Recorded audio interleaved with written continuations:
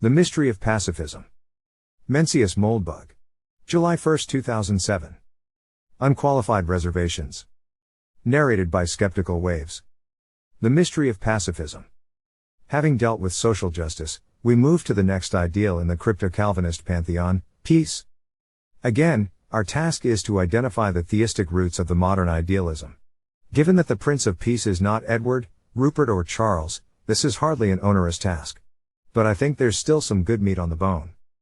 It should be clear that by the standards of the 19th century, post-1945 Westerners are astoundingly pacifist. Or, to state the same proposition in the other direction, by 2007 standards our ancestors were remarkably bellicose.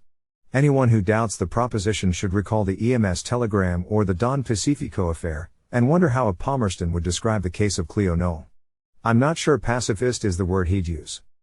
We are so familiar with pacifism that it's easy to take the concept for granted. In reality, I think, it's one of the weirdest animals to ever inhabit the human mind. It makes the virgin birth, which is not the Immaculate Conception, look positively straightforward. The problem is that everyone believes in peace. Okay, perhaps not everyone. There certainly have been cultures that glorified war, generally for its well-known character-forming effect.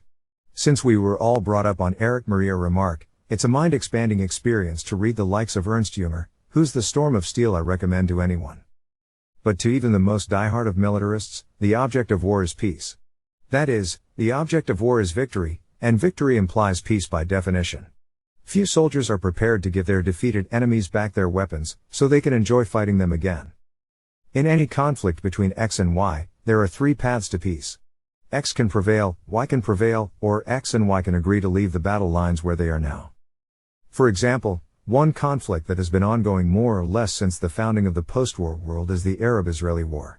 One way to achieve peace in this conflict would be for the Israelis to leave Israel and live somewhere else, such as Guam perhaps, or West Palm Beach.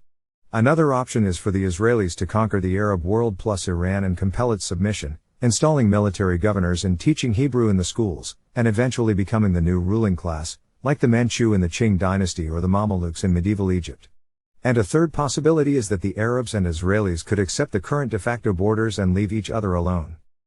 Peace, in other words, is an ambiguous concept. Since everyone supports peace, claiming to support peace does not communicate information. It conceals information. Thus the mystery. We know there is such a thing as a pacifist, because they hold marches and such. We know they tend to agree with each other, because we see few pacifist on pacifist wars. And it is pretty clear that they're crypto-Calvinists. But how can we predict, given a certain conflict, which of the three paths to peace our pacifist will recommend? My theory is that what pacifists mean by peace is actually the victory of righteousness. The Calvinist doctrine that leads to pacifism is providence, which is not just the mafia-ridden slum where I went to college, but also God's plan for the earth. God apparently takes a great interest in affairs down here, and he certainly doesn't want his work to go to waste. Therefore, although his plan is of course mysterious, it tends to favor the victory of good over evil. If you buy this theory, which was certainly quite popular among the Puritans, Lincoln stated it perfectly when he said, "Let us have faith that right makes might. Peace cannot be achieved except by the victory of righteousness." If the armies of righteousness fail to prevail, if they experience temporary setbacks, if their tank divisions are cut off and encircled, their bombers shot down and their convoys sunk, this may be a test, but it cannot be the final result. Because God himself is yet to step onto the field. And when he does, buddy, look out. Therefore, any outcome that is not righteous is a recipe for more war. And therefore, peace and the victory of righteousness are synonymous. Assuming, of course, you believe in providence. And assuming you didn't roll a bowling ball down the College Hill bus tunnel. This is why pacifism seems to make so little sense. In reality, just like Rawlsian distributive justice, it makes perfect sense. It just depends on a theological doctrine which has long since decayed. If you find arrowheads in an archaeological dig, it does not mean our ancestors went around hurling little chips of stone at each other. Once we start looking for the arrow shafts, we find them everywhere. A simple example is the set of disturbances in the US in the 1960s, which included violence by black militants in the inner cities, violence by white KKK activists and other advocates of massive resistance in the South, and various riots by students on university campuses. It's an interesting exercise to reread the contemporary reports on these disturbances, now available for pennies, written by committees of distinguished Brahmin luminaries, such as the Kerner Commission and the Skolnick Report. As Skolnick says. Almost uniformly, the participants in mass protest today see their grievances as rooted in the existing arrangement of power and authority in contemporary society, and they view their own activity as political action, on a direct or symbolic level, aimed at altering these arrangements. Indeed. Of course, much the same could be said for Attila the Hun.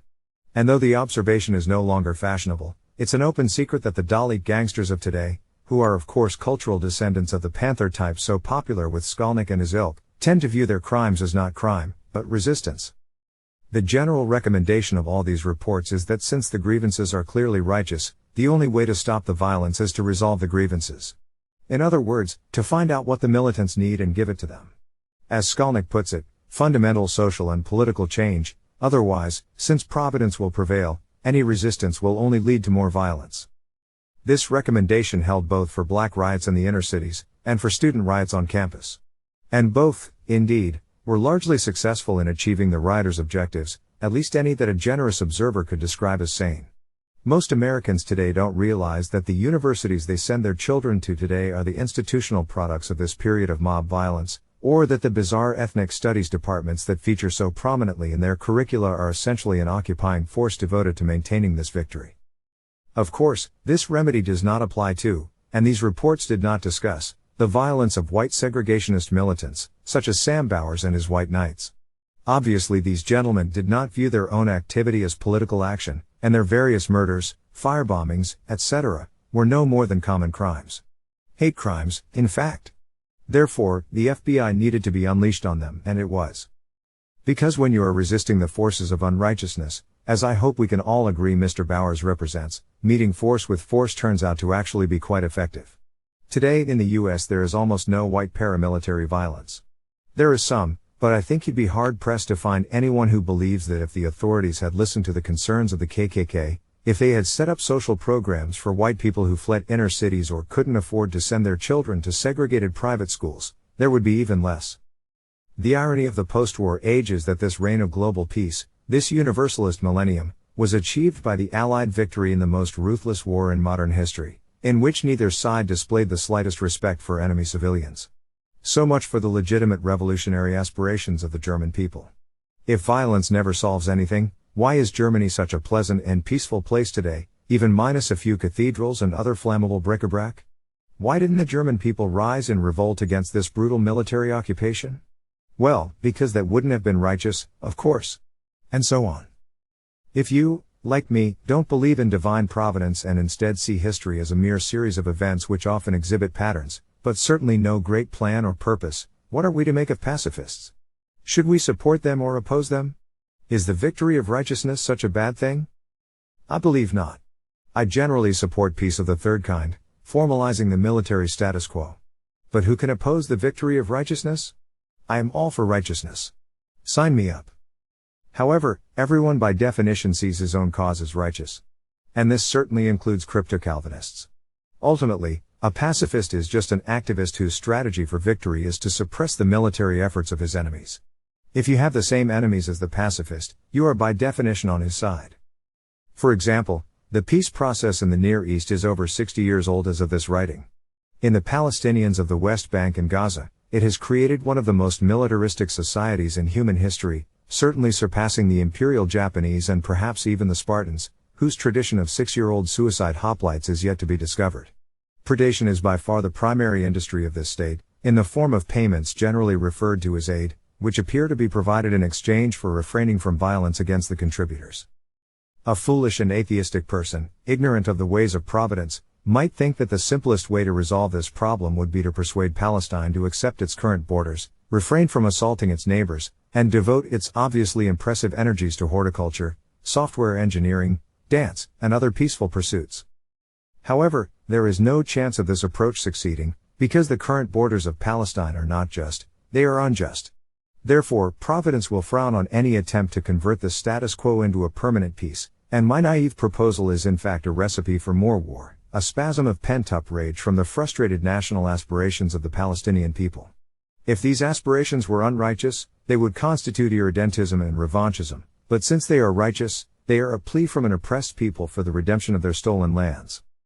How do pacifists, or crypto-Calvinists in general, decide who is righteous and who is not? This is a fascinating question, which I'm afraid we'll have to look at another day.